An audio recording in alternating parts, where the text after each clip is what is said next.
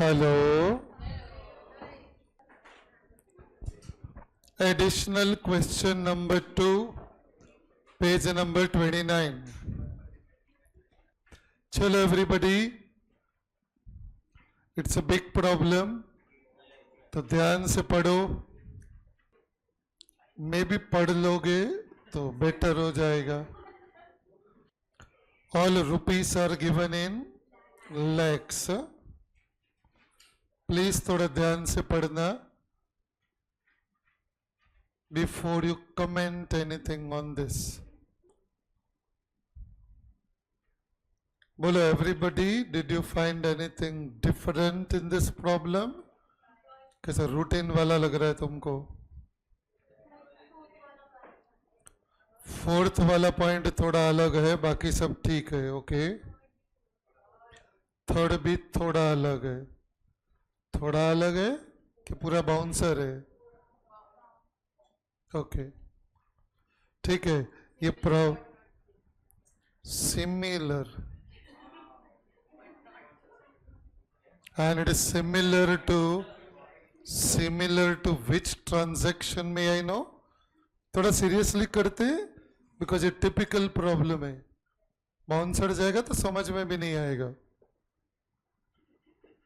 So can you tell me in this problem balance sheet सबने go through कर लिया?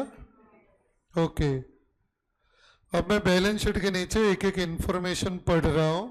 तो आई am starting with the first one. Company redeemed preference shares at a premium of 10% on 1st April 2021. Balance sheet का date check करो please. 31 मार्च 21। और ये redemption कब हो रहा है? 1st अप्रैल, मतलब immediately. Do you agree? Okay, तो भी बैलेंस शीट में ढूंढो how much is your preference share capital. 20 lakh balance sheet के अंदर दिया है कि नोट्स टू अकाउंट में दिया हुआ है? अब मुझे 20 लाख का ब्रेकअप चाहिए। How many preference shares? तो उधर ब्रैकेट में लिख दो please 20,000 into 100. These are 20,000 into 100, that is 20 lakh. ये हो गया आपका redemption of preference share at a premium of 10%। ये आपका ट्रांजैक्शन नंबर 1 हो गया। What is transaction number 2? Is about buy back of equity shares. क्या दिया हुआ है आपको?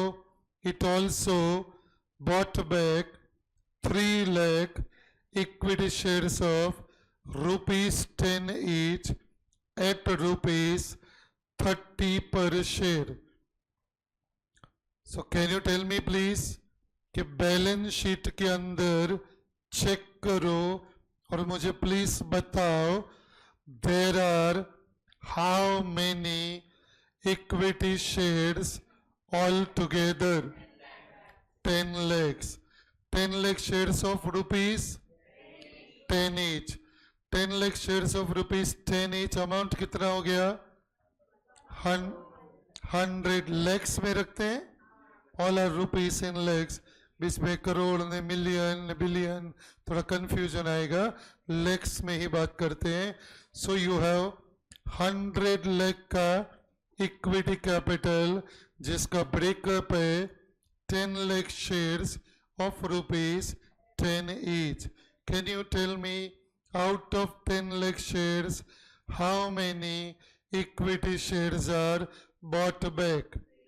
3 lakh. How much is the premium per share on buyback? 20 rupees. So transaction number 1 and 2. Any query? कि सिंपल है? Simple है। वैसे दोनों में 4-4 स्टेप्स है। ये कोई ट्रांजैक्शन नहीं है। रिडेम्पशन ऑफ प्रेफरेंस शेयर में there are 4 steps. Buyback of equity shares में भी देर आर 4 स्टेप्स। फिर आपको एक डायलॉग दिया हुआ है, the payment for above was made out of huge bank balances. तो मैंने बैलेंस शीट में ढूंढना है, where is your bank balance, cash and cash equivalent. उसका ऑब्वियसली ब्रेकअप नहीं दिया है, how much is the cash balance, how much is bank balance, the breakup is not given, but clearly बोला है the payment for the above was made out of huge bank balances.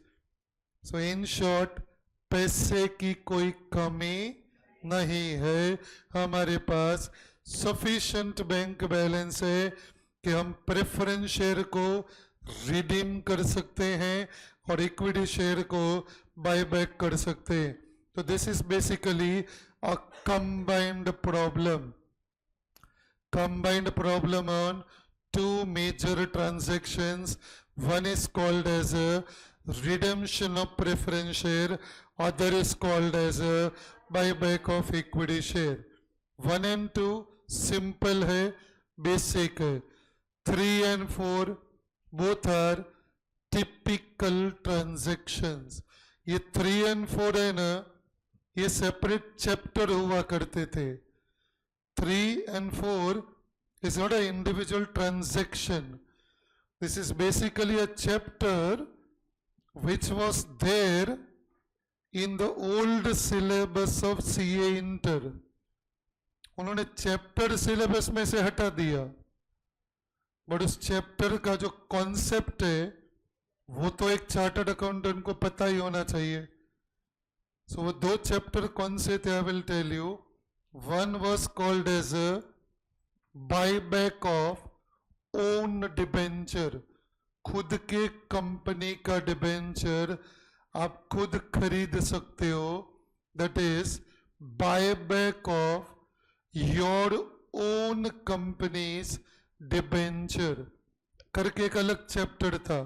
फिर उन्होंने जब old syllabus से new syllabus में migrate किया तो उन्होंने buyback of own debenture chapter को फाउंडेशन में भी नहीं रखा, इंटर में भी नहीं रखा. बट इट डजंट मीन कि as a future chartered accountant आपको इसका नॉलेज नहीं होना चाहिए.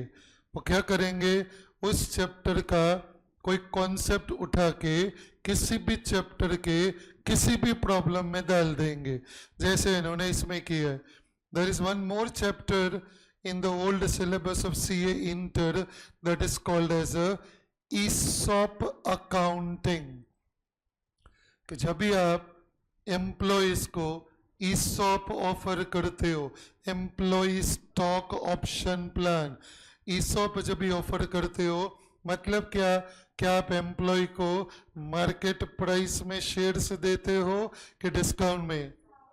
थोड़ा डिस्काउंट रहता है कि deep discount? Definitely deep discount. 100 वाला शेयर 90 में दोगे, employ will not get motivated. तो there is one full fledged accounting system कि भाई अगर एक कंपनी किसी एम्प्लॉय को ESOP देता है तो क्यों देता है, कितने साल का पीरियड होता है, और हर साल बुक्स ऑफ अकाउंट में ये ट्रांजैक्शन को रिकॉर्ड कैसे करने का, यह अपने आप में एक सेपरेट चैप्टर था. लेकिन अब वो चैप्टर नहीं है सिलेबस में, तो उन्होंने क्या किया है, चैप्टर के जो मेन कॉन्सेप्ट है उसको उठा के उन्होंने 2 एडजस्टमेंट डाल दिया. तो ये जो 2 एडजस्टमेंट है ये अपने आप में छोटी छोटी कहानियां हैं. Obviously, actually बहुत बड़ी कहानी है, but obviously now that the chapter is not there in the syllabus, मैं आपको पूरा चैप्टर तो नहीं करवा सकता, but जितना जरूरी है for you to understand these 2 transactions properly, almost ये 2 transaction ही मिनिमम, मतलब मैं बहुत फास्ट जाएगा तो भी 45 मिनट तो लगेगा ही. Maybe it can go to 1 hour also, depending upon what interaction that we will have. तो यही दो ट्रांजैक्शन है, वही मेन पार्ट है इस पर्टिकुलर प्रॉब्लम में। उसके लिए मुझे आपको वो दो चैप्टर का थोड़ा बैकग्राउंड देना पड़ेगा, थोड़ा नहीं बहुत बैकग्राउंड देना पड़ेगा, so that you can then understand कि भाई ये ट्रांजैक्शन का जर्नल एंट्री क्या आएगा। ये जर्नल एंट्री आप बाय हार्ट नहीं कर सकते हो, आपको कॉन्सेप्ट पता रहेगा तो ही आप एग्जाम में इसको क्रैक कर पाओगे। So I am starting with the first concept which is called as a buyback of own debenture. मतलब मेरे खुद के ही कंपनी के डिबेंचर्स हैं जो मैं मार्केट में से बाय बैक कर सकता हूं। एक बार आप पब्लिक को डिबेंचर इश्यू कर दोगे, इश्यू ऑफ डिबेंचर का मतलब क्या है? Are the debenture holders owners of the company और मनी लेंडर्स? तो आपने क्या किया? पब्लिक से सिंपल भाषा में लोन लिया, आपने उनको डिबेंचर इश्यू किया। प्लीज मुझे डिस्टर्ब नहीं करना, because it is like something that requires 2 hours. I am supposed to teach in 30 minutes or 45 minutes. I am extremely bad at that. As a teacher, मेरे को shortcut समझ में नहीं आता है। I don't know how to play T20. मुझे नहीं समझ में आता है, क्योंकि I am a great believer that examination systems are not, you are not studying for exams. You are not studying here, so far as at least I am concerned, I will not teach you anything from exam point of view. देख ऐसे रहेगा तो ऐसे करने का, ऐसे रहेगा तो ऐसे करने का, ये हो जाएगा। मेरे को नहीं आता है। Some teachers can do that. Unfortunately, I can't do that. मुझे जो भी समझाना है मेरे पास एक ही तरीका है, conceptually. I will try my level best. हाँ, किसी को कुछ नहीं समझा रहेगा तो पूछ लेना.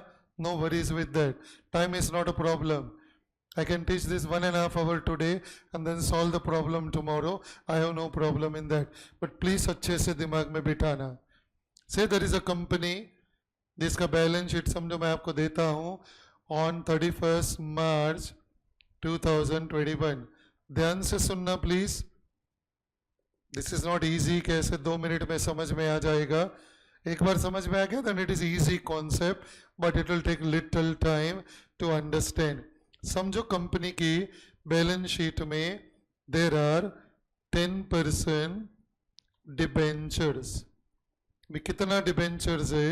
समझो 4000 डिबेंचर्स है, एक एग्जाम्पल है ये। 4000 डिबेंचर 100 रुपए वाला, मतलब लायबिलिटी साइड पे 4 लाख का डिबेंचर है। ये डिबेंचर आपने किसको इश्यू किया रहेगा? पब्लिक को। आपने पब्लिक को 4000 डिबेंचर आज से 2 साल पहले आपने पब्लिक को 4000 डिबेंचर इश्यू किया था। एक डिबेंचर का फेस वैल्यू 100 रुपीज है, that is 4 lakh. Obviously 4 lakh balance sheet में लायबिलिटी साइड में आता है and it comes under the head long term borrowing. ये आपने डिबेंचर इश्यू कभी किया था? This was issued 2 years before. आज से 2 साल पहले आपने डिबेंचर इश्यू किया था। This debentures are, say for example, redeemable after 5 years. आपने ये सब फाउंडेशन लेवल पे किया हुआ है कि जब भी आप डिबेंचर इश्यू करते हो तो उसका पीरियड डिफाइन होता है 5 year 10 year, और ये पीरियड कंपनी बाद में डिसाइड नहीं कर सकती. This period is very much mentioned in the prospectus which was issued by the company at the time of issue of debenture. जब भी मैंने पब्लिक को डिबेंचर इश्यू किया था तभी ही मेरे प्रोस्पेक्टस में मैंने ये मेंशन किया था, these are 4000 debentures of ₹100 each. आज से 2 साल पहले इश्यू किया था और इस डिबेंचर का लाइफ है 5 years. These are redeemable after 5 years. यहां तक आई मीन everybody ओके, अब मेरा नेक्स्ट क्वेश्चन ध्यान से सुनना। ये डिबेंचर्स है ना, ये भी शेयर्स की तरह ही मार्केट में ट्रेड होते हैं। जैसे आप शेयर बाजार में शेयर्स बेचते हो, खरीदते हो, शेयर का प्राइस फ्लक्चुएट होता है। शेयर का जो प्राइस है ना, वो डेली फ्लक्चुएट होता है। Daily is a wrong word, minutely fluctuate होता है। सेकेंड वगैरह में नहीं जाते हैं। वो मेरी घड़ी जो मैं पहनता हूँ ना, उसमें सेकेंड का कांटा नहीं है, तो मैं मिनट ही बोलता हूँ। मिनटली फ्लक्चुएट होता है, but technically you are right कि ऑलमोस्ट एवरी मिनट शेयर बाजार में भाव ऊपर नीचे होता रहता है। डिबेंचर का वैसा नहीं है। डिबेंचर का भाव ऊपर नीचे होने का कोई ऐसा कॉन्क्रीट रीजन ही नहीं है, because debenture holders are money lenders. देख, इक्विटी शेयर का प्राइस क्यों फ्लक्चुएट होता है? Because equity share are the owner. Company में प्रॉफिट हुआ तो इक्विटी शेयर का भाव बढ़ जाता है, लॉस हुआ तो इक्विटी शेयर का भाव कम हो जाता है। बहुत सारे लोग शेयर बाजार में सट्टा करते हैं, खरीदते बेचते। उसकी वजह से डिमांड और सप्लाई डेली बेस पे फ्लक्चुएट होता है। थोड़ा कुछ होता है, भी आज शेयर बाजार 3000 पॉइंट गिर गया, किसी को नहीं मालूम काय के लिए, स्टूपिड की तरह बिहेव करता रहता है। अमेरिका ने थोड़ा टैरिफ बढ़ा दिया, तारा बापा नु सो गयो है। इस साला 2% कंपनी जैसा इंडिया का रहेगा या मैक्सिमम 5% रहेगा जो अमेरिका के साथ डील करता रहेगा, तो वो 5% कंपनी का शेयर का भाव कम होता है, मैं समझ सकता हूँ। बाकी के 95% का भाई क्यों कम होगा? ऐसे ही सब लोग कम हो रहे हैं, मैं भी कम होता हूँ, चलो चलो चलो चलो बहु આપણે બધા સાથે बहु મજા આવે। You know, Indian share market behaves in a very stupid way, but that is how Indian share market is, because Indian share बाजार के जो 90% इन्वेस्टर है वो लोग के पास भेजा नाम की चीज नहीं है। वो लोग टिप के बेस पे शेयर्स खरीदते बेचते। इलिटरेट पीपल, शेयर खरीदा बेचा, काय के लिए खरीदा? किसी दोस्त ने टिप दिया। काय के लिए बेचा? किसी दोस्त ने बोला बेच दो। मार्केट गिर दिया तो गधे की तरह बेचते हैं, मार्केट बढ़ गया तो गधे की तरह खरीदते हैं। Actually it is other way round. कि जब मार्केट गिरता है, जैसे आज गिरा 3000 point, it's a great opportunity to buy, but जो कॉमन पब्लिक रहता है ना, कॉमन पब्लिक वो बहाव के ऑपोजिट जा ही नहीं सकता। सब लोग जो डायरेक्शन में सब लोग खरीद ले, चलो चलो चलो बापा नु खेतर से मैं भी परचेस करेगा। फिर जब ये गिर जाएगा तब ऐसे सर पे हाथ रख के बैठेंगे।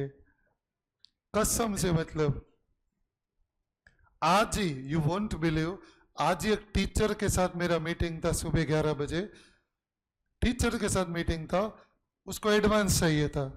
Live example, office I can't name the teacher, but teacher का उसको एडवांस चाहिए था। तो बोला क्या प्रॉब्लम है, इतने तेरे लेक्चर्स हुए हैं, you earning such a good money, why you need the advance? तो बोला सर 2 महीने पहले शेयर बाजार में थोड़ा इन्वेस्ट कर दिया था 10 लाख रुपया, वो दिन ने आज का दिन है गिरते ही जा रहा है। बोला फिर क्या बोलूं, मतलब गाली भी नहीं दे सकता, मेरे टीम का टीचर है, चार्टर्ड अकाउंटेंट है, ऐसे भी नहीं है कि पढ़ा लिखा नहीं है। इन्वेस्ट करने का तरीका रहता है कंपनी को स्टडी करो, और तुम्हारे पास अगर स्टडी करने का टाइम नहीं है तो म्यूचुअल फंड में डाल दो, बिकॉज म्यूचुअल फंड जो बंदा चलाता है ना वो अच्छे से बहुत स्टडी करता है, इज एक्सपर्ट इन दैट।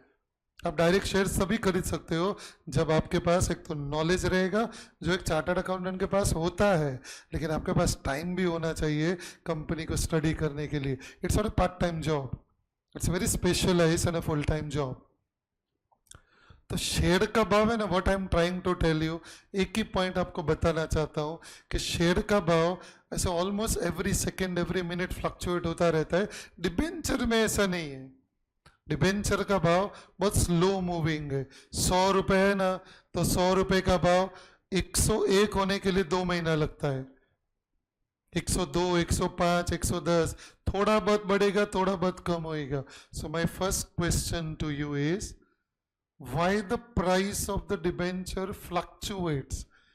क्योंकि इनको प्रॉफिट में तो हिस्सेदारी नहीं होती, इनको कोई लेना देना नहीं है कि कंपनी को प्रॉफिट ज़्यादा हुआ, कंपनी का प्रॉफिट कम हुआ।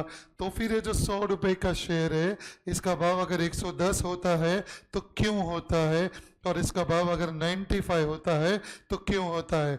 The only question that I am trying to ask you people is, do you know the price of the debenture fluctuates based on what.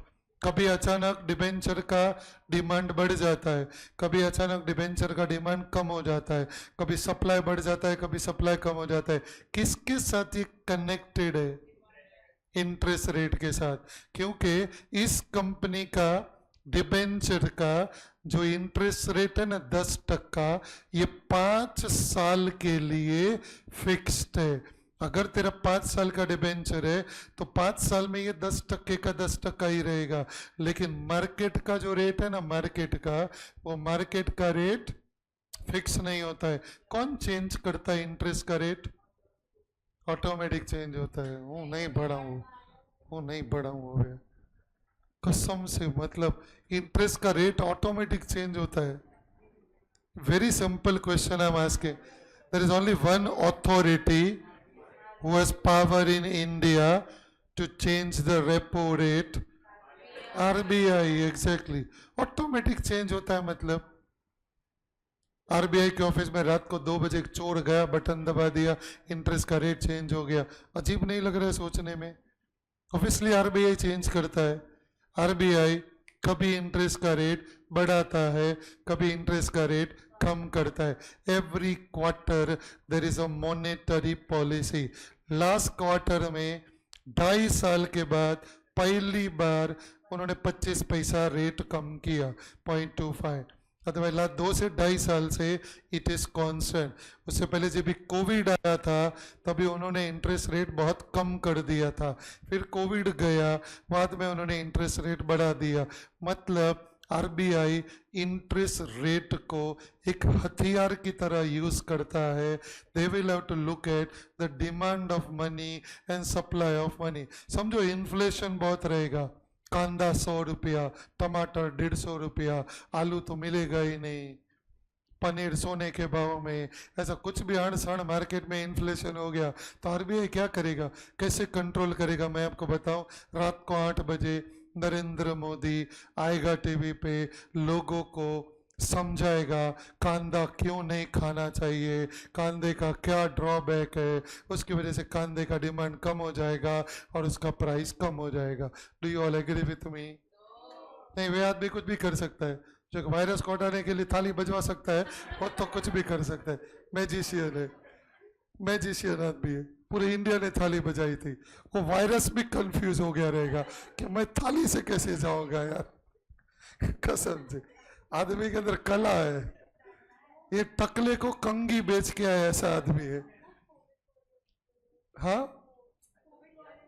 Covid warrior के लिए वो थाली बजाना नहीं था, that was appreciation. No, appreciation was different.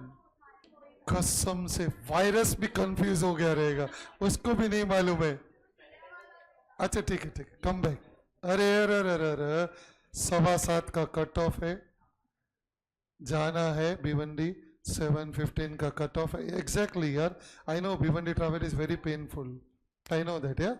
तो थोड़ा जरूरी है उतना, ऑफलाइन मत चले जाओ। अब कोविड में क्या क्या हुआ था वो बात नहीं करना है यार। कोविड में क्या क्या बात वो सब जाने दो। खाली what I am trying to say is, government है ना, अभी कोविड के टाइम पे क्या हुआ, बहुत सारे बिजनेस है ना वो बंद होने के एज पे आ गए, तो गवर्नमेंट को रेट ऑफ इंटरेस्ट गिराना पड़ा। क्यों गिराना पड़ा? ताकि बिजनेसमैन को सस्ते में लोन मिले तो वो थोड़ा सरवाइव हो जाए। लेकिन अगर कॉमोडिटीज का भाव बहुत बढ़ता रहेगा, इन्फ्लेशन रहेगा, इन्फ्लेशन का मतलब मार्केट में supply of money is much more than demand, तो क्या करेगा? इंटरेस्ट का रेट बढ़ा देगा। जैसे इंटरेस्ट का रेट बढ़ा देगा, मार्केट में से सप्लाई ऑफ मनी कम हो जाएगा, बिकॉज तेरा बैंक का लोन का रेट भी ज़्यादा हो जाएगा, and therefore people will not spend that much.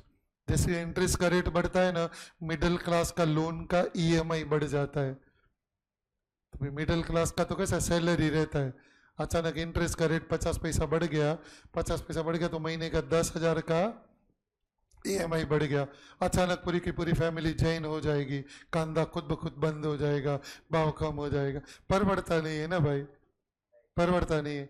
There are times पर कांदे का भाव 200 रुपया था, काफ़ी लोगों को जैनिज्म का एडवांटेज पता चला था, जैसे 40 रुपया हो गया फिर याद आया मैं तो गुजराती बिंदास खा सकता हूँ, मैं तो Kutchi Lohana. I mean that is how people behave. Demand and supply is very connected to the price, तो उसकी वजह से इंटरेस्ट का फ्लक्चुएशन होता रहता है।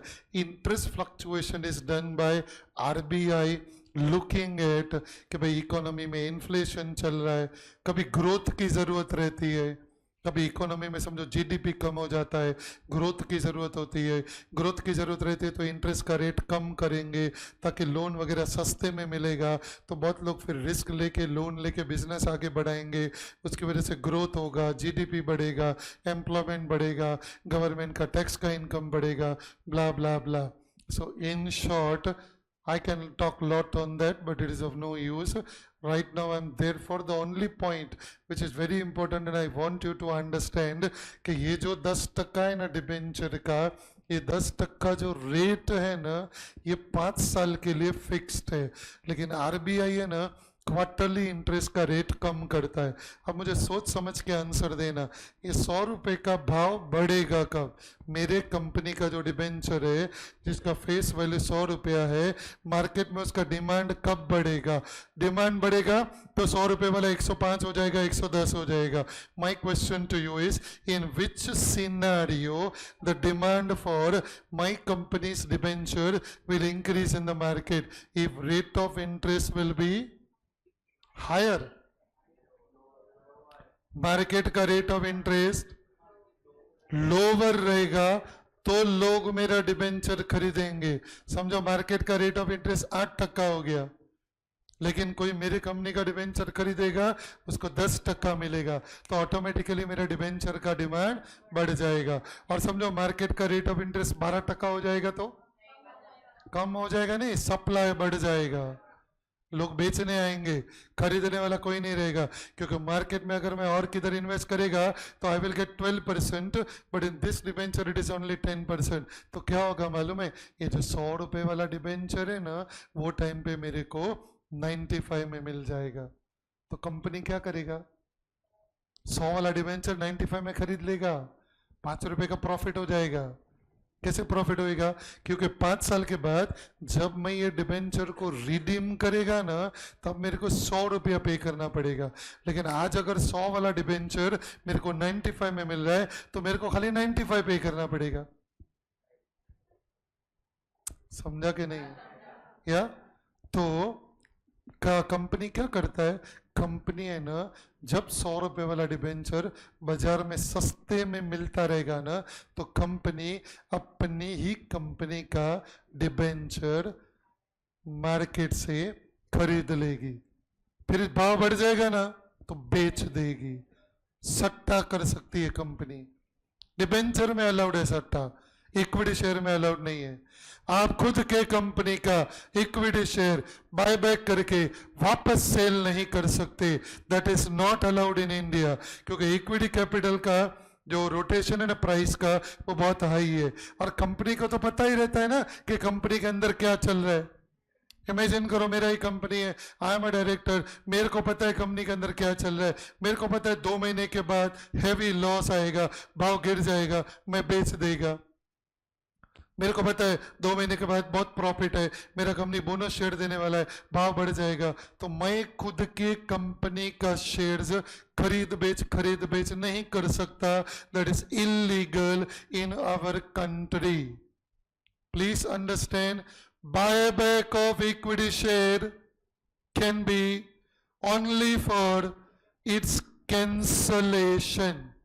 I repeat, अगर आप खुद के कंपनी का इक्विटी शेयर खरीदते हो तो खरीदने के बाद उसको कैंसिल कर दो, you can sell it again. खरीदा और आपका इक्विटी कैपिटल कैंसिल हो गया, दैट्स ऑल।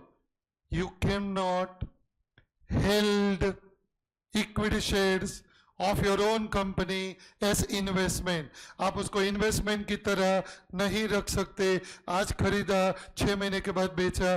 खुद के कंपनी के इक्विटी शेयर में आप इन्वेस्ट नहीं कर सकते। It is illegal in this country. लेकिन खुद के कंपनी के डिबेंचर में आप इन्वेस्ट कर सकते हो।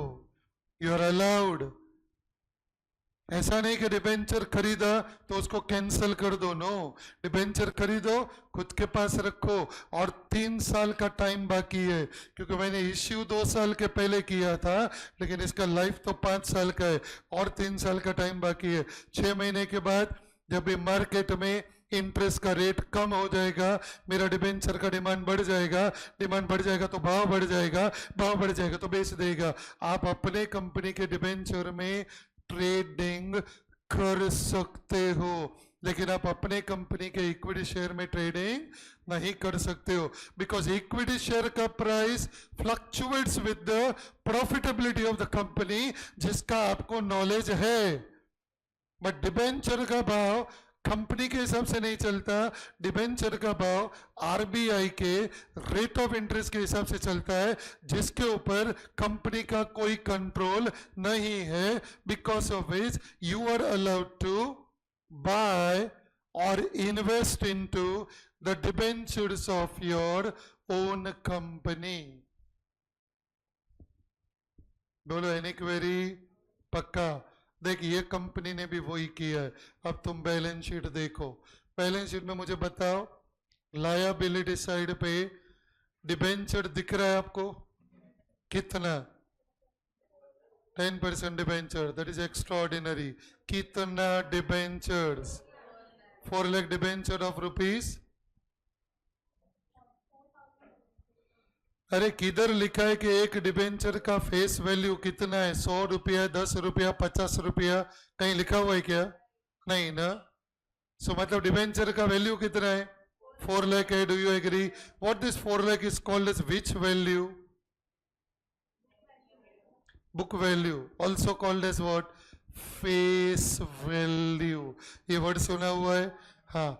अब देख, सामने है ना, तुम्हारे पास इन्वेस्टमेंट रहेगा। एसेट साइड में दिख रहा है इन्वेस्टमेंट। कौन सा इन्वेस्टमेंट है? Non current investment. कितना है? 120 लाख। उसके बारे में नंबर 3 पढ़ो। नंबर 3 में क्या दिया है? Included in its investment where investment in own debenture costing rupees 2 lakh, face value 2.2 lakh. What does this mean? आपने खुद के कंपनी के डिबेंचर में कितना पैसा इन्वेस्ट किया है? 2 लाख। क्या के लिए खरीदा? Why did you buy your own debenture? ज्यादा भाव में मिल रहा था कि कम भाव में? उसका फेस वैल्यू कितना है? 2.2। तुमने कितने में खरीदा? मतलब क्या? उसका भाव तभी कम चल रहा था। उसका भाव कम क्यों चल रहा था? बोलो। मार्केट का जो रेट ऑफ इंटरेस्ट था वो क्या रहेगा? ज्यादा रहेगा। बिकॉज मार्केट का रेट ऑफ इंटरेस्ट ज्यादा था, मेरा कंपनी में खाली 10% है, उसकी वजह से मेरा डिबेंचर का भाव गिर गया। मेरे को बहुत अच्छा मौका मिल गया। मैंने क्या किया? जो डिबेंचर का फेस वैल्यू 2.2 लाख था, वो मैंने 2 लाख में खरीद लिया। Do you agree? अभी आप खरीद के उसको क्या कर सकते हो? 2 चॉइस है तुम्हारे पास। या तो उसको कैंसिल कर दो, या उसको खरीदो बेचो, खरीदो बेचो, टाइम पास करते रहो, और जब टाइम पास करने का मूड खत्म हो जाए तो कैंसिल कर दो। What do you mean by cancel? मतलब इस इन्वेस्टमेंट को मैंने खुद के कंपनी के इन्वेस्टमेंट में इन्वेस्ट किया है, खुद के कंपनी के डिबेंचर में इन्वेस्ट किया हुआ है, तो कैन यू टेल मी ये मेरे लिए क्या है? लायबिलिटी है कि एसेट है? मैंने खुद के कंपनी के डिबेंचर में 2 लाख रुपया इन्वेस्ट किया है, ये मेरे लिए एसेट है। Do you agree? और सामने लायबिलिटी साइड में डिबेंचर है, वो मेरा लायबिलिटी है। Do you agree? मतलब मेरे लिए ये एसेट भी है लायबिलिटी भी है। क्यों? क्योंकि मैंने अपने ही कंपनी का डिबेंचर खरीदा है। यहां तक डू यू एग्री? हाँ, अब ये क्या बोल रहा है? लास्ट लाइन पढ़ो। इन्होंने क्या किया? ये डिबेंचर को कैंसल कर दिया। आपको क्लियरली दिया हुआ है, these debentures were cancelled on 1st April 2021। तो प्लीज मुझे सोच समझ के बताना, आप लायबिलिटी साइड से क्या कैंसल करोगे और आप एसेट साइड से क्या कैंसल करोगे? लायबिलिटी साइड से कितना कैंसल करोगे? 2.2 face value. Do you agree? कौन से अकाउंट में से कैंसिल करोगे?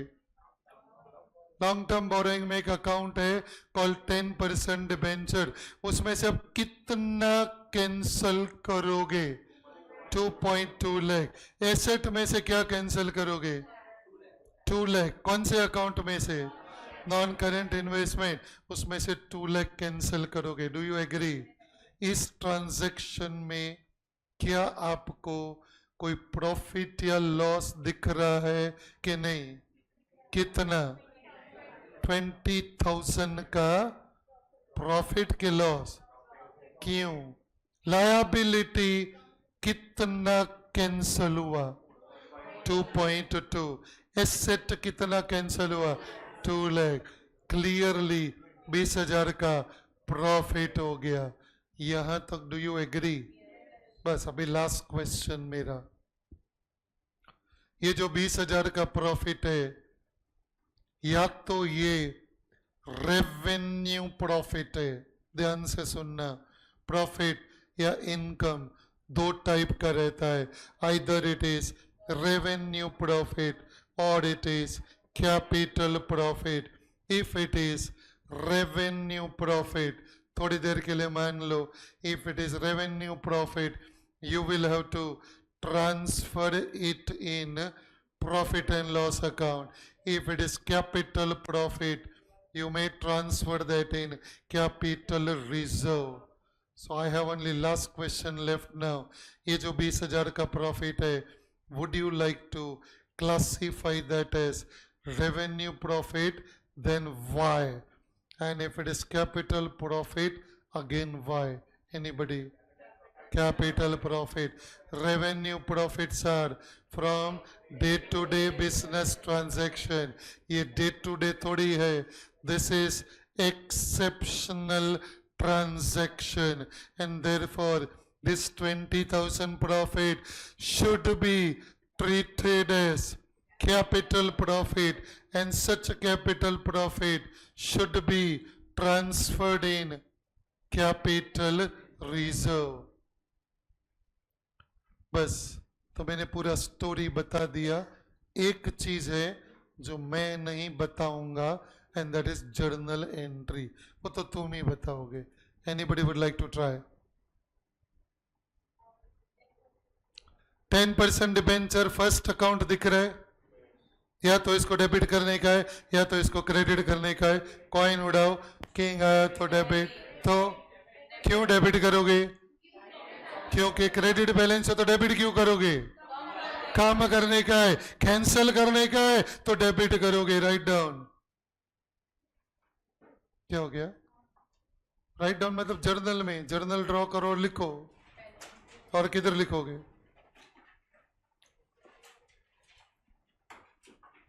बस एक पेज का जर्नल ड्रॉ करो फटाफट। चलो यार, लाइंस ड्रॉ करो, ऊपर डेट पर्टिकुलर्स खबरदार किसी ने लिखा है तो खाली 2 रुपीस का कॉलम का लाइन ड्रॉ करो, बस हो गया अभी। चलो everybody, entry number 1।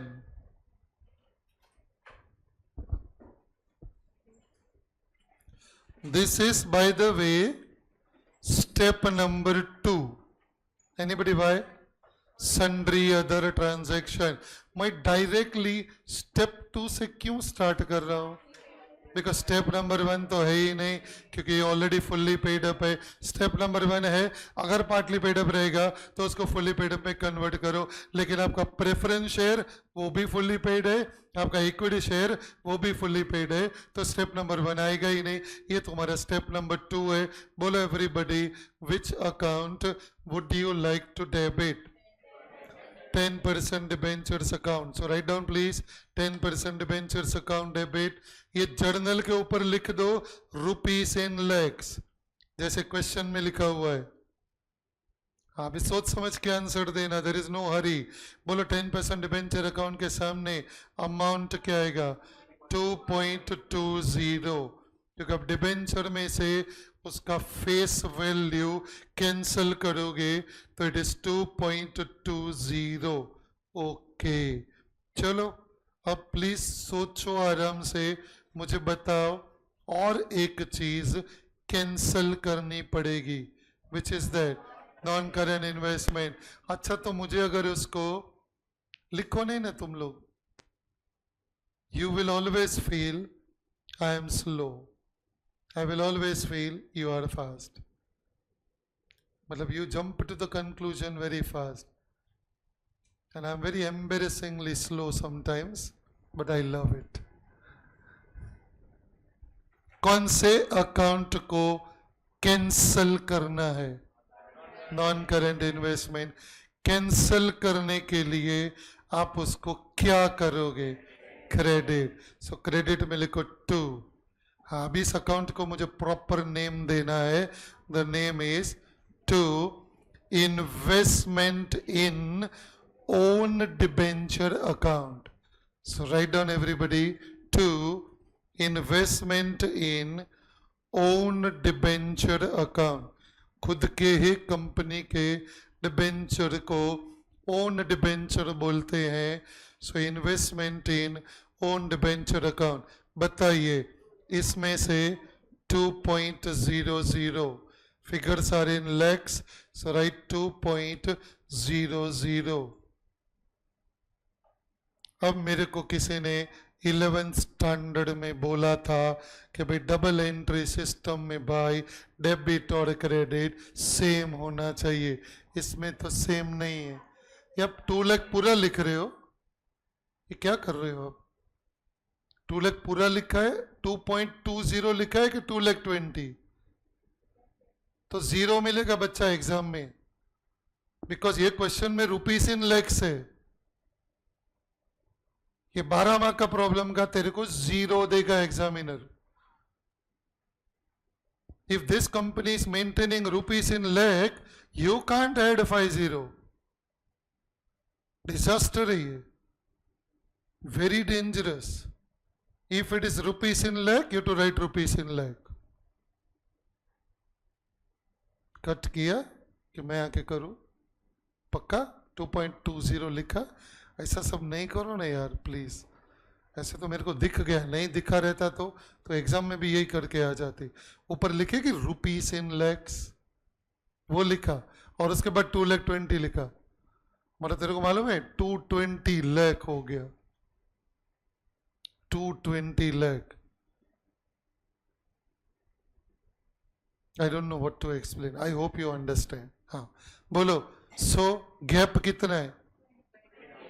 0.20 lakhs. Where would you transfer? Capital reserve. So write down to capital reserve account 0.20.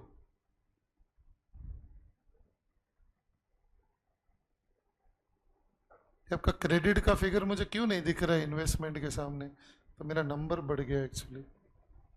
ये 2.20 आया ना, फिर 2 इन्वेस्टमेंट इन ओन डिबेंचर के सामने 2.00।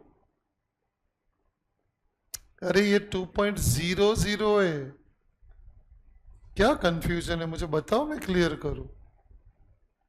You didn't followed what I explained. आप टेंशन नहीं लो, I can again explain, you don't have to worry. जो भी नहीं समझ में आ रहेगा पूछ सकते हो, please please ask.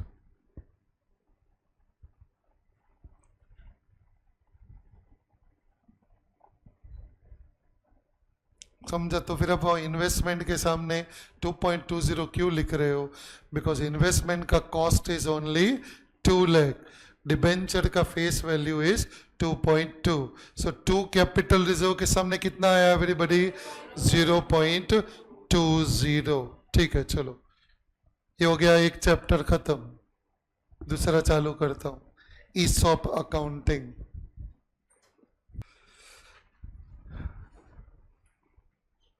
ESOP is given by company to whom? Employees. Employees 3 प्रकार के होते हैं, unskilled, semi-skilled and very highly skilled. According to you, ESOP is given by company to which type of employees? Number 1, and why? Highly skilled. Why? Purpose क्या है? Is it to reward them for past performance, or is it to hold them for few years? Obviously, ESOP का past से कोई लेना देना नहीं है. ESOP is a way of retaining KMP. What is Key Managerial Person? हर organisation में, हर कंपनी में there are key managerial personals. They're very very important, and when they are very important, उनको और कोई कंपनी ज्यादा सैलरी दे के ले भी सकता है. तो क्या करने का? कॉर्पोरेट वर्ल्ड में very common it is, Infosys का एम्प्लॉय TCS में जाएगा, ये सब कॉमन चीजें हैं. It is not something which is uncommon.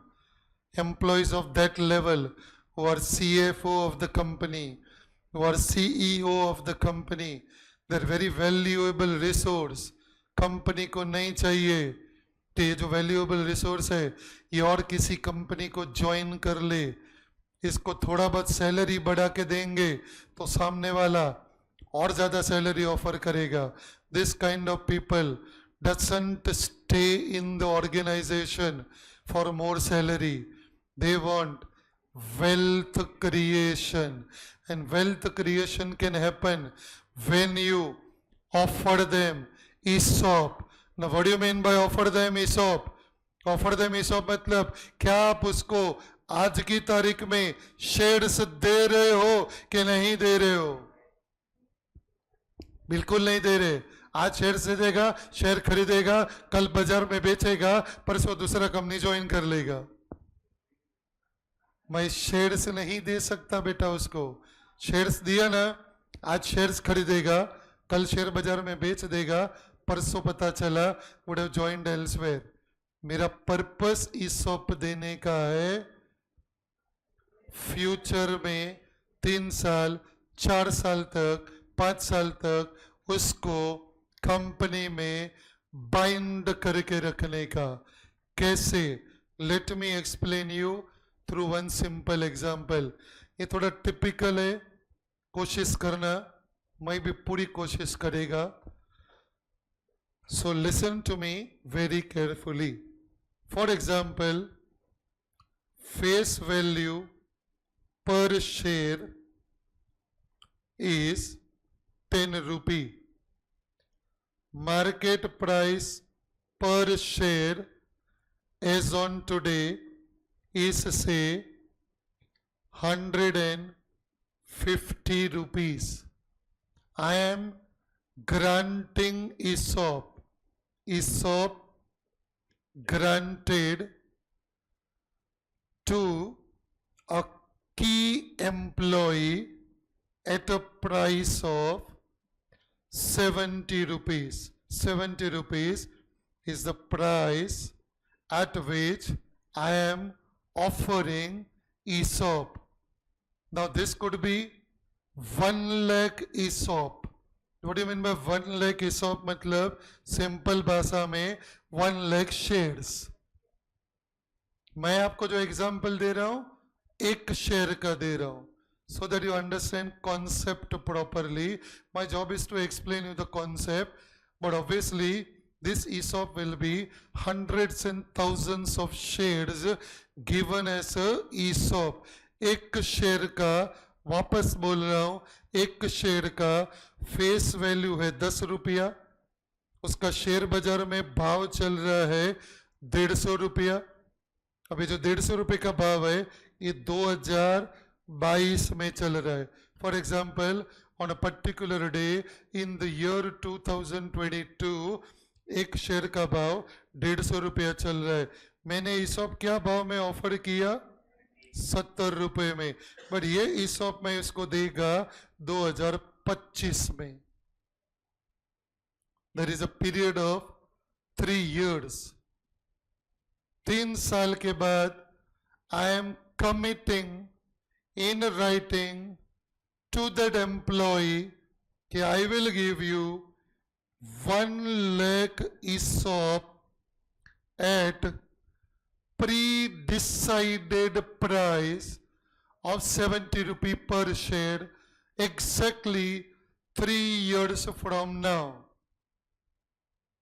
Vesting period, as you call, it will be vested upon that key employee after 3 years. Now tell me, why would that employee not leave this company now for 3 years? Guarantee. ये खेतान का पंखा बेच रहा हूं क्या मैं कि guarantee? क्या guarantee? What have I committed him? नहीं, मैंने उसको कमिटमेंट क्या दिया है राइटिंग में, वो बताओ। आज से 3 साल के बाद you will be eligible to purchase 1 lakh equity share of ₹10 each at a price of ₹70। Face value तो 10 ही रहेगा, उसके ऊपर 60 रुपए का प्रीमियम भी रहेगा। 70 रुपए में तुझे आज से 3 साल के बाद 1 lakh इक्विटी शेयर्स खरीदने का मौका मिलेगा। क्या ये कंपलसरी है कि एम्प्लॉय को ये खरीदना ही पड़ेगा? ऑप्शन है। Why would he now not leave this company for 3 years? कोई मुझे लॉजिकली समझा सकते हो कि वो एम्प्लॉय क्यों वो 3 साल जी जान लगा के ये कंपनी को ग्रो करने के लिए मेहनत करेगा? क्योंकि 3 साल में ये जो मार्केट वैल्यू 150 है ना, ये हो सकता है 500 रुपया हो जाए। किसकी वजह से होगा? उसी की वजह से। He is the key managerial person. उसी के एफर्ट की वजह से, उसी के इनोवेशन की वजह से, उसी की एंटरप्रेन्योर स्किल की वजह से ये 150 रुपए वाला 500 रुपया हो गया। अब वो 1 लाख शेयर 3 साल के बाद 70 रुपए में खरीदेगा, 500 में अगर बेच देगा तो उसको 430 रुपये का प्रॉफिट होएगा on 1 lakh share, which is 4.3 crores. Hello, are you there? Which is much more than his salary. This is called as a wealth creation. समझो, ये भाव 150 रुपए वाला गिर के 50 रुपये हो गया तो क्या करेगा वो? तो ये 1 लाख शेयर खरीदेगा कि नहीं? Obviously no. Can he complain? No. Why? Because he was the driver of the company. How can he complain? बाकी के शेयर होल्डर कंप्लेन करने चाहिए, कुत्ते साले क्या कांड किया कि 3 साल के बाद 150 वाला साले 50 रुपया हो गया। गाली भी तो उसी को पड़ेगी ना जिसको प्रेज मिलता है, वैसा ही होता है। Then he can't complain. He can't complain कि मैंने बिजनेस अच्छे से नहीं किया। खुद को कंप्लेन कैसे करेगा? करना भी है तो अकेला आईने के सामने खड़ा रह के बड़बड़ कर सकता है, बट इससे होगा क्या? मतलब क्या? मैं उसको मोटिवेशन क्या दे रहा हूं कि भाई तू 3 साल में पागल की तरह काम कर, दिन रात अच्छा काम कर, चाहिए शेयर का भाव 150 वाला 500 होएगा कि 1000 होएगा कि 20 रुपया होएगा, it is all because of you, because you are one of the key person. I will give you the live example.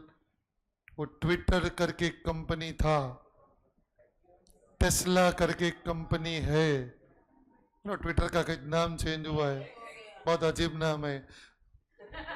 मतलब मैं समझ ही नहीं पाया, X is always used in a different connotation. मतलब कैसा नाम है यार? You understand ना? You are matured enough that I can talk to you. ये X कहाँ से आया यार? कैसा अजीब लगता है मेरे को। Twitter was so good to tweet. It was so good. Anyway, अभी who is the founder of Tesla? Company has given 4 lakh crore rupees worth ESOP to Musk so that he doesn't leave Tesla.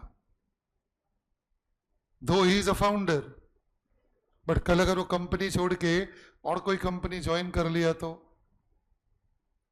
Company ने founder को ही 4 lakh crore rupees in Indian currency रफली उतना ESOP offer किया है। 10 साल का vesting period दिया है, 10 साल का।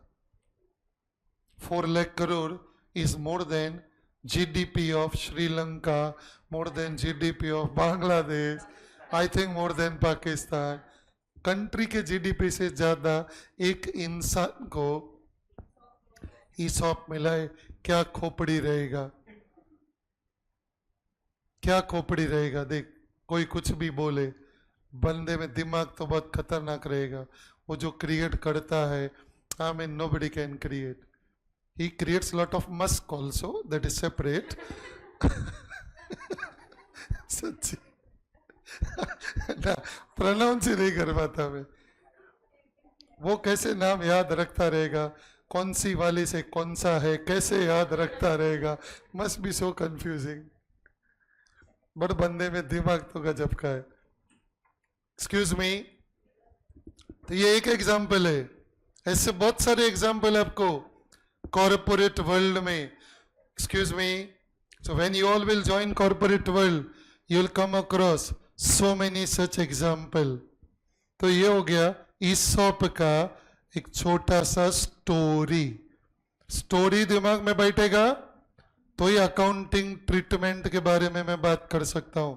ये स्टोरी में किसी को कोई क्वेश्चन है? The answer is no. Now listen to me very carefully. 150 रुपए का मार्केट प्राइस है और 70 रुपए में दे रहा हूं। मतलब कहना ही से कि मैं 80 रुपए का बेनिफिट काइंड में दे रहा हूं, not in cash but kind में दे रहा हूं to that employee. Do you agree? So that is recorded as ESOP expense in your books of account। कभी मालूम है? 2022 में। 22 क्या है बताओ? ESOP उसको मतलब शेयर्स दे दिया? नहीं, फ्यूचर में देंगे।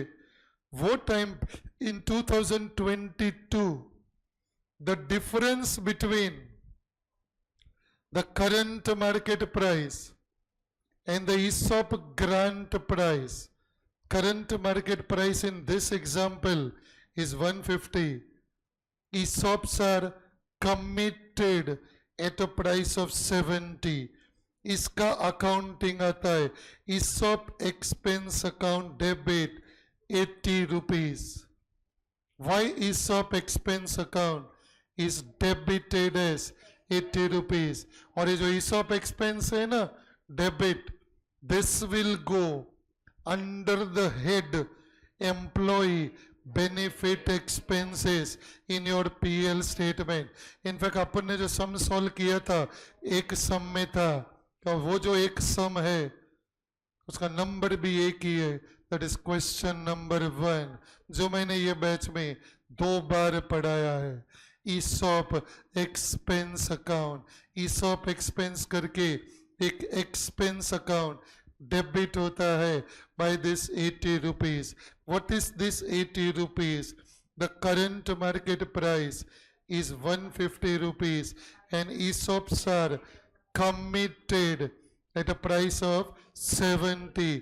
दोनों का जो डिफरेंस है 80 rupees is considered as salary in kind. Do you understand this language? पैसा नहीं दिया लेकिन 150 रुपए की चीज 70 रुपए में दिया, मतलब इनडायरेक्टली मैंने उसको 80 रुपए का सैलरी दिया, but not in cash but in kind. Do you agree?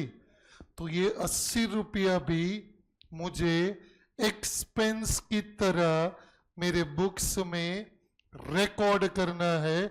This 80 rupees will be treated as my expense. तो उसके लिए मैं कौन से अकाउंट को डेबिट करेगा everybody? Which account am I suppose to debit? तो उस अकाउंट का नाम है ESOP एक्सपेंस अकाउंट. और उसके सामने मैं दे क्या रहा हूं? पैसा दे रहा हूं?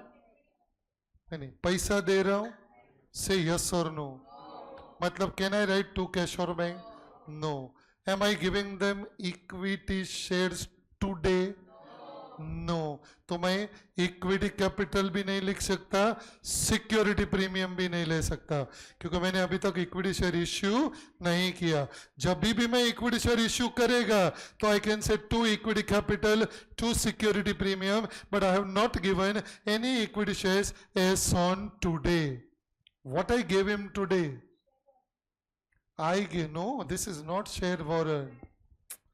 शेयर वारंट के लिए सामने वाले को आज ही पैसा देना पड़ता है. Money received against share warrant. Share warrant नहीं है ये. तो आज मैंने सवाल ये आता है, न मैंने उसको आज पैसा दिया, न मैंने उसको इक्विटी शेयर्स दिया, तो मैं 2 कैश और बैंक भी नहीं लिख सकता, 2 इक्विटी कैपिटल भी नहीं लिख सकता, 2 सिक्योरिटी प्रीमियम भी नहीं लिख सकता. तो मैं क्या करेगा? I will create 1 reserve. क्यों? ये एक्सपेंस करके ले रहा हूं, इसको मैं PL अकाउंट में ट्रांसफर कर रहा हूं, तो उसके सामने मैं मेरे बुक्स में एक रिजर्व क्रिएट करेगा. I call it as a temporary reserve, क्योंकि जब मैं उसको शेयर्स इश्यू करूंगा तो ये रिजर्व क्लोज हो जाएगा. आई क्रिएट 1 रिजर्व, और वो रिजर्व मैंने आपको रिजर्व्स एंड सरप्लस करके एक हेड पढ़ाया था. You can see it right now. Company notebook में नहीं है बेटा, मेरा जो थियरी शीट है ना, कभी कभार वहाँ राउंड मार लिया करो, अच्छी जगह है. कहीं पे देखो पेज नंबर कोई बता सकता? 9. वहां पे एक रिजर्व है और उसका नाम है share option outstanding account. And वो रिजर्व यहां से क्रिएट होता है. Shares option outstanding account. इसका और एक नाम है employees stock option outstanding account. दोनों का मतलब एक ही रहता है. शेयर ऑप्शन आउटस्टैंडिंग अकाउंट बोलो कि employees stock option outstanding account बोलो, it is 1 and the same. बोलो यहां तक. ये एंट्री कब पास करने का इतना बता दो. Is it pass when we are giving him actually the shares, or it was passed 3 years before. Exactly तो उन्होंने 3 years बिफोर क्या एंट्री पास किया रहेगा, हो सके तो याद रखना ESOP expense account debit to employee stock option outstanding account. अब ये दोनों अकाउंट तुम्हारे फाइनल अकाउंट्स में किधर जाएंगे ये भी आपको पता होना चाहिए। ESOP एक्सपेंस अकाउंट डेबिट कहाँ गया, साइलेंट है। ESOP एक्सपेंस अकाउंट डेबिट, ये वाला डेबिट वाला जो अकाउंट है ये जाएगा under the head employee benefit expense, और ये जो रिजर्व है नया वाला रिजर्व ये बैलेंस शीट में जाएगा under the head reserves and surplus, ये जाएगा PL अकाउंट में employee benefit expense. Do you agree? Now you read number 4 और प्लीज मुझे ध्यान से पढ़ना, 2 बार पढ़ना नंबर 4, और मुझे बस एक ही क्वेश्चन पूछना है कि इन्होंने पास्ट में कितना रिजर्व क्रिएट किया था।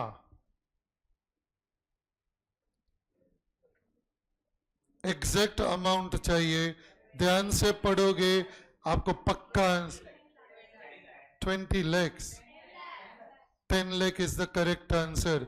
क्या आप बता सकते हो कैसे आया? 30 - 20 मतलब 30 का मार्केट प्राइस था, मैंने उसको ESOP क्या भाव में कमिट कर दिया, 20 रुपए में, मतलब मैंने उसको इनडायरेक्टली 10 रुपए का बेनिफिट दिया, एंड दैट 10 रुपए का benefit is on 1 lakh options. 1 lakh options का मतलब है 1 lakh शेयर्स, सिंपल भाषा में तो 1 lakh मल्टीप्लाई बाय 10, इन्होंने एक रिजर्व क्रिएट किया था 10 लाख रुपए का। Do you agree? अब इन्होंने जब बैलेंस शीट बनाया, किसी गधे ने ये बैलेंस शीट बनाया, उसने क्या किया, ये जो है ना employee stock option account, this should have been actually under the head reserves and surplus. इन्होंने गलती से इसको किसके अंदर इंक्लूड कर दिया? Current liability. आपको दिया हुआ है this was included in current liability. ऊपर दिख रहा है करंट लायबिलिटी कितना है? 70 लाख। तो पेंसिल से उसका 2 टुकड़ा कर देने का कि भैया जो 70 लाख है इसमें करंट लायबिलिटी तो सिर्फ 60 लाख का ही है, 70 लाख का नहीं है। There is one reserve called as a employee stock option outstanding and that is 10 lakh. ये 10 लाख कैसे आया? It is 1 lakh options into 30 - 20।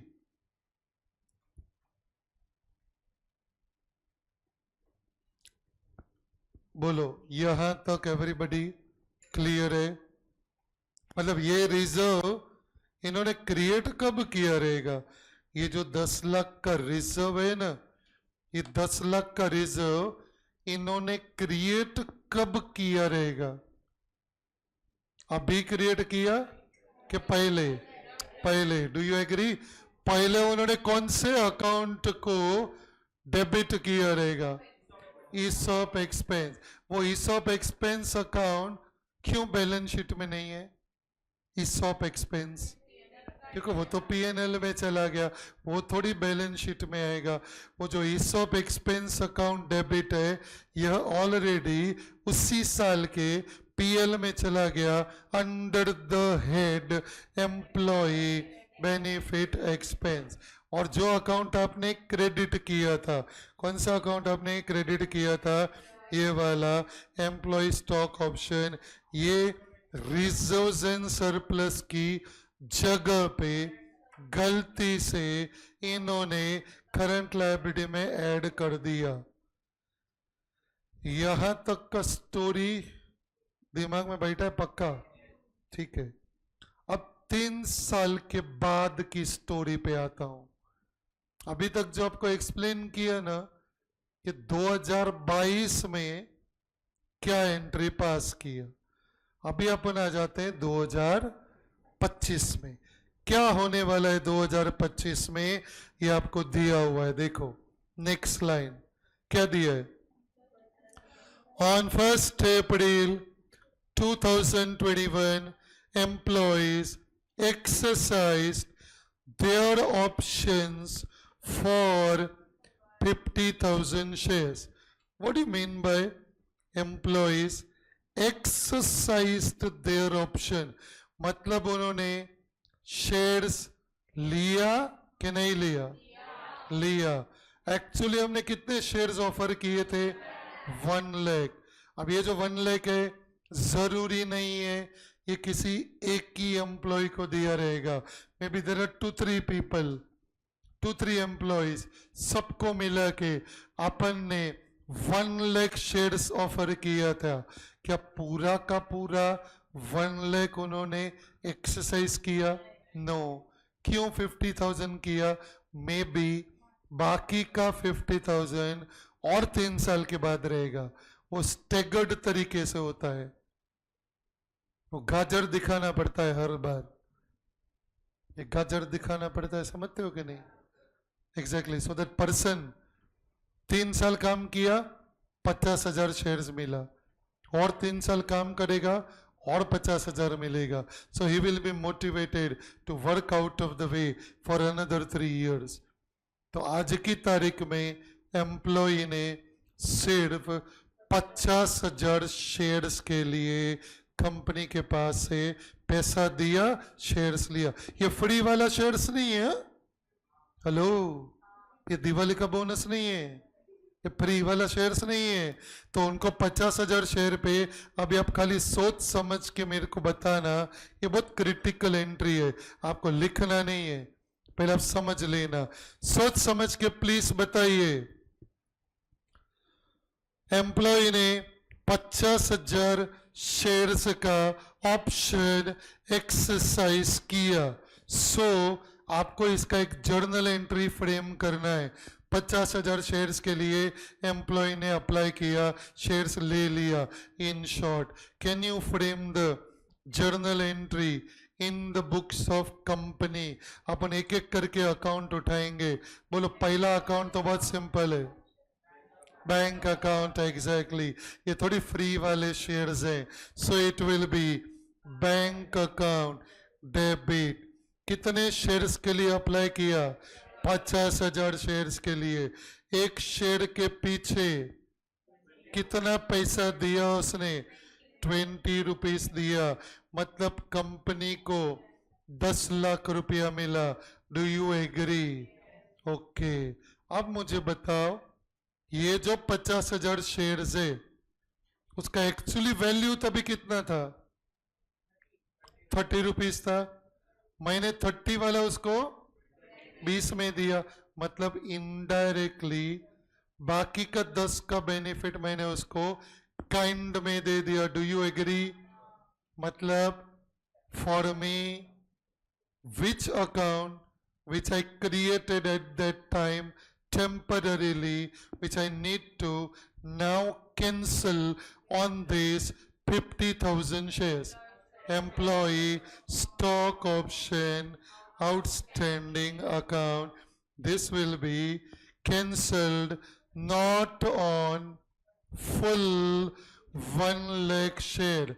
I will cancel that only on 50,000 shares into 10, that is 5। मतलब क्या मालूम है? मैंने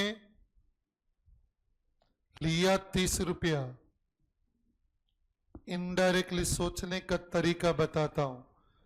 मैंने 30 का शेयर 30 में ही दिया, उसमें से 20 रुपया रोकड़ा लिया और 10 रुपए का सर्विसेज लिया। हेलो, मैंने लिया 30 रुपया ही है, एक फुटी कौड़ी नहीं छोड़ी मैंने, बट लिया क्या? 30 रुपए में से 20 रुपया पैसा लिया, तो बैंक अकाउंट डेबिट। 10 रुपया लिया। There is nothing free in this world. मैं 10 रुपया क्यों छोड़ेगा? मेरी बीवी का भाई थोड़ी है वो,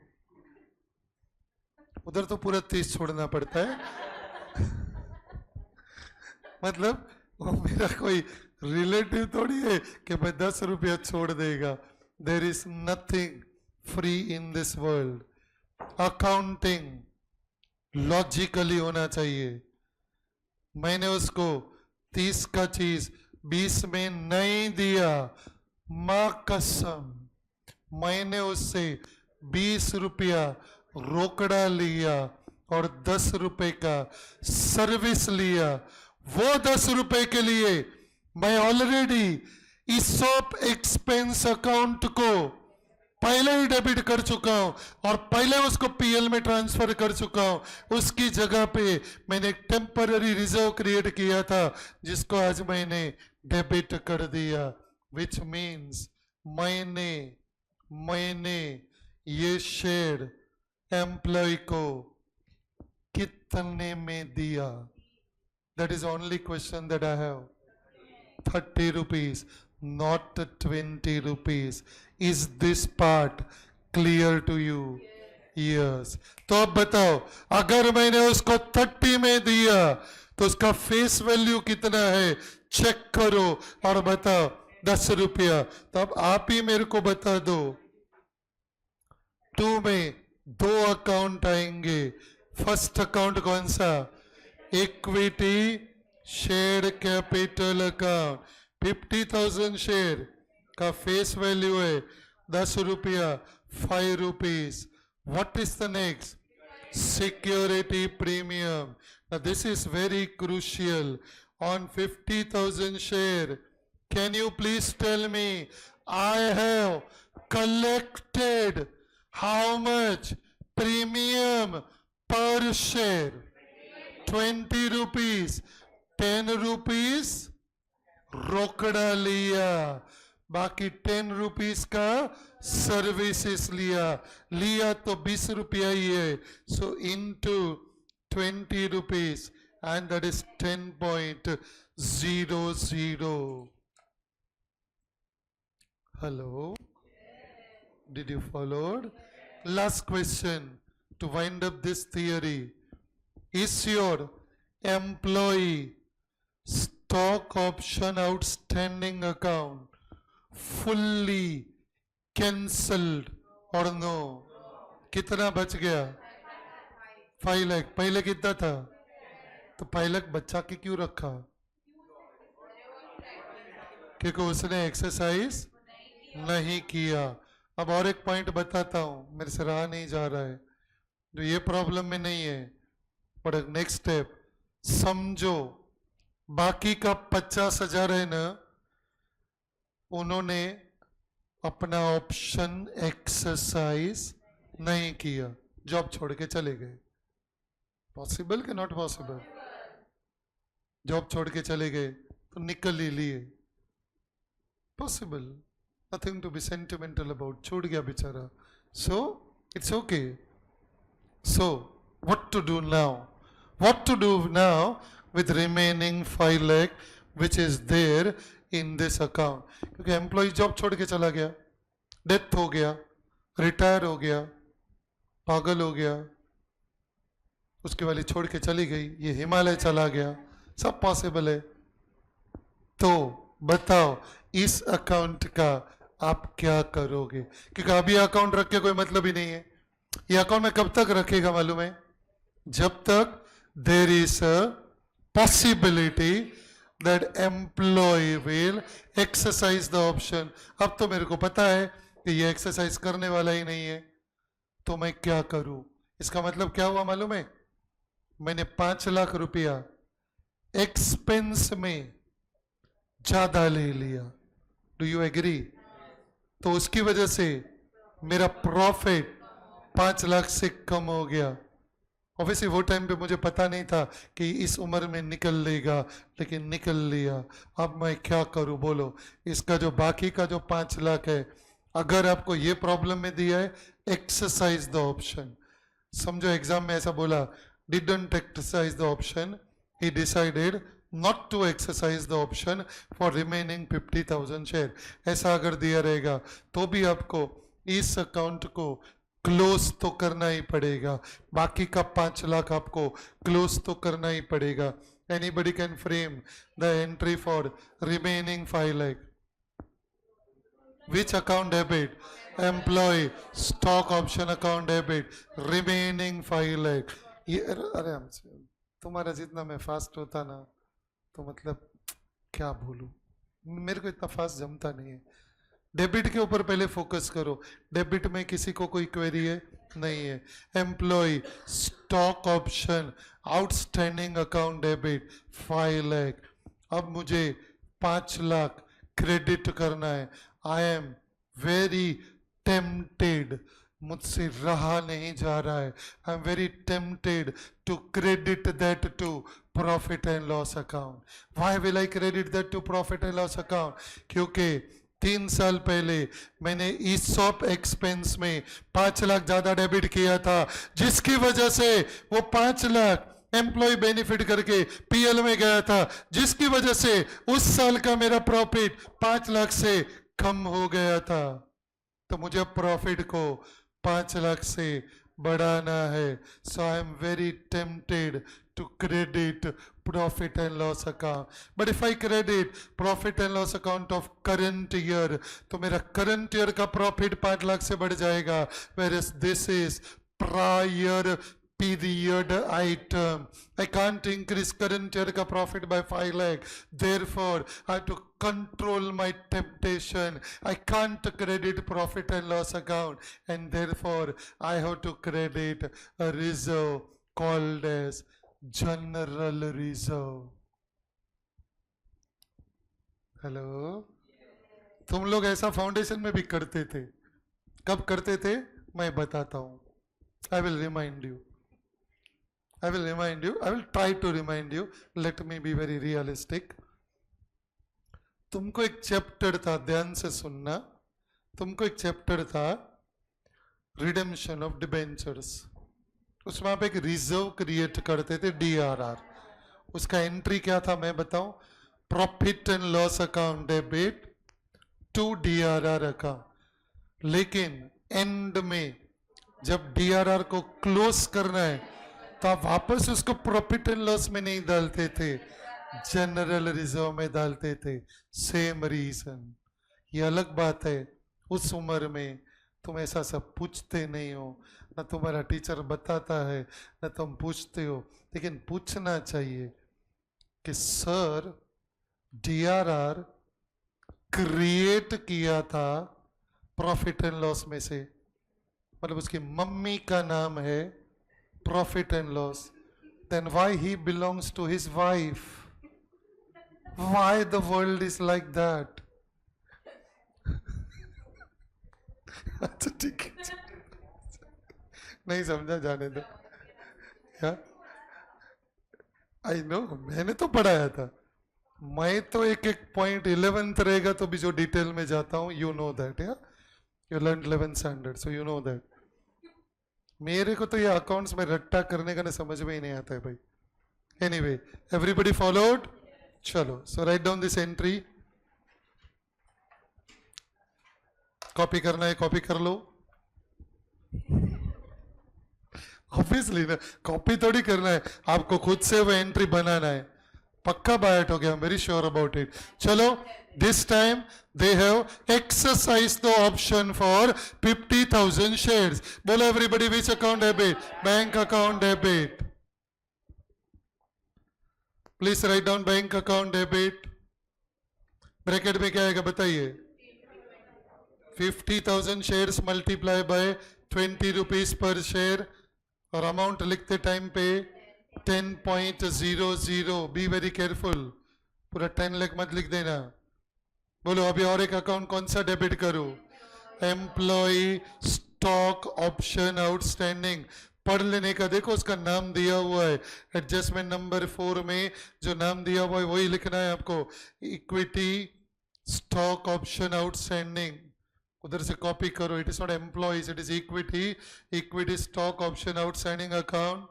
बोलो ब्रैकेट में क्या आएगा, 50,000 into 10, that is 5.00।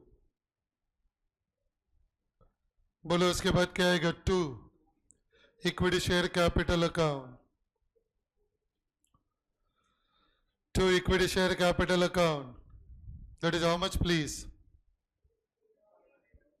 what into what, 50,000 into 10 the face value, 50,000 shares multiplied by 10 the face value, and 2 securities premium account is 50,000 into 20, that is 10.00। अभी थोड़ा 10 मिनट बात नहीं करना, ये हो गया तुम्हारा स्टेप नंबर 2। ये जो दोनों है ना weird transactions, both are sundry other transaction, do you agree? चलो अब थोड़ा फास्ट कर सकते हैं बिकॉज ये अभी रूटीन है। चलो 2 ट्रांजैक्शन है ये प्रॉब्लम में, कौन से 2 ट्रांजैक्शन और पेंडिंग है, एक रिडेम्पशन और एक बाय बैक। क्या बोलते हो, दोनों साथ में करना है क्या अलग? हमेशा अलग, कभी साथ में नहीं करना। Right now please focus on redemption of preference share. बोलो स्टेप नंबर 1 है कि नहीं है? स्टेप नंबर 2 हो गया। Step number 3 replacement. Can you tell me replacement के लिए which is the option that this company is following? CRR check करके बताओ, how much CRR you have to create for redemption of preference share? अरे straight forward है, क्या calculate कर रहे हो? How much CRR is to be created for redemption of preference share? 20 lakh. 20 lakh का capital है ना, आपको दिख रहा है, तो 20 लाख का CRR बनाने का है। CRR बनाने के लिए we always first use securities premium, securities premium, security premium, anybody security premium? क्यों नहीं कर सकते? Because for redemption of preference share, security premium is not a free reserve. Are you there? Okay, so we can create CRR only out of divisible profit. Check करो आपके पास कौन सा divisible profit है, revenue reserve. So write down revenue reserves account debit. Please write down revenue reserves account debit to what? CRR account. Revenue reserve account debit to CRR account. How much everybody? 20.00, 20.00। ये आपका CRR हो गया। ये हो गया step number 3। बोलो what is the last one? Step number 4 redemption. Redemption का कितना एंट्रीज होता है? 3। What is the first entry which account debit? 9% redeemable preference share capital account debit, 9% redeemable preference share capital account debit 20.00। उसका breakup bracket में लिखो please, 20,000 shares into 100, ये हो गया 20.00। Anybody the next one? Premium on redemption of preference shares account debit, premium on redemption of preference shares account debit कितना? 10% है ना? हाँ तो 10% ले लो ना, 20 का 10% आएगा 2.00। 2 preference share holders account. Preference के केस में आप प्रेफरेंस शेयर होल्डर्स अकाउंट लिख सकते हो। कितना आया? 22.00। नेक्स्ट क्या करूं बोलो? प्रीमियम को राइट ऑफ करना है, सिक्योरिटी प्रीमियम। नहीं लेने का. So revenue reserves account debit. Revenue reserves account debit. 2. Premium on redemption of preference shares account.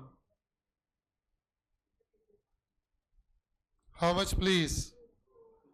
2.00. Bolo, last entry everybody. Preference shareholder account debit to bank account. Preference shareholders account debit to bank account. 22.00.